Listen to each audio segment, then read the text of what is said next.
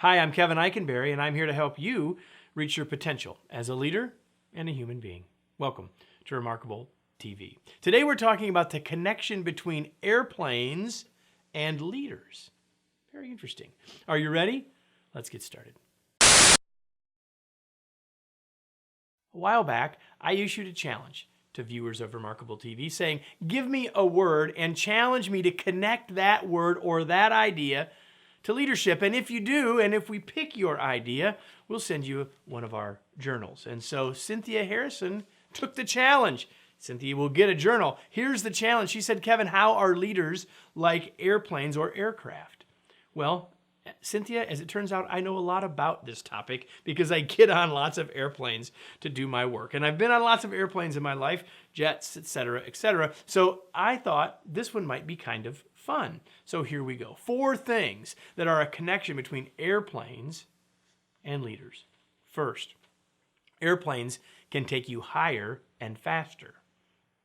Higher than we can go ourselves, of course, get to places faster than we can get ourselves, and that's the thing that leaders can do. Leaders can take us higher, can take a group to a new place that they've never been before and help us get to a destination faster than we could ever get by ourselves.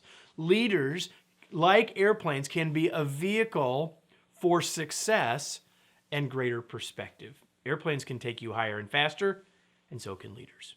Second, airplanes are complex. Well, clearly, there are hundreds of systems on airplanes, and it's not just complex to get them in the air, but to keep them in the air and to keep everybody safe and comfortable-ish and 100 other things. Airplanes are complex, and being a leader is complex. There's more than one way to do it well, more than one way to succeed as a leader, and there are hundreds of things we need to understand or continue to understand better if we want to lead human beings more effectively. Airplanes are complex, and so is the task that leaders face. Number 3, airplanes require maintenance and attention. I don't know about you, but I don't want to get on a plane that hasn't been maintained, that isn't being looked at carefully, that isn't being maintained, that isn't being carefully checked over, that isn't being cared for. And as a leader, if we want to be as successful as we can be, we must maintain ourselves, our minds, our bodies, our spirits. We must be continually growing our skills, taking care of ourselves so that we can take care of others. If we don't take care of the airplane, it's not going to get people to its destination. If we as leaders don't take care of ourselves, we can't lead as effectively as we need to lead. And number 4, airplanes can be scary. Now, I don't really have any issues with getting on an airplane. I do it without thinking. But some people, getting on a plane, flying high in the air is a scary proposition. And when we stop and think about it as a leader, it can be scary too. We're asking people to follow us and to trust that the place that we're going is a valuable place.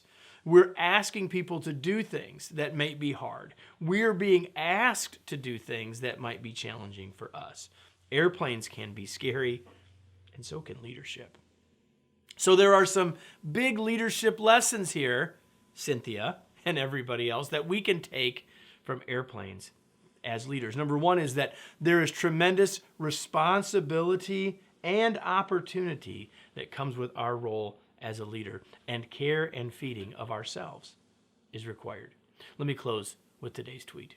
Leaders, like airplanes, need maintenance and constant care to operate at peak effectiveness. Are you taking care of yourself as a leader? Well, Cynthia won a journal because I took her idea. So I'm going to tell you that over time, I'm going to continue to take these challenges occasionally. And so if you are watching Remarkable TV, you can send us your suggestion right here in the comments. And if you do that, you might win a journal. But either way, if you keep watching Remarkable TV, you'll get new insights, have a little fun each week. You can subscribe here to make sure you get every episode each week. Thanks for joining us, and I'll be back next week with another episode of Remarkable TV.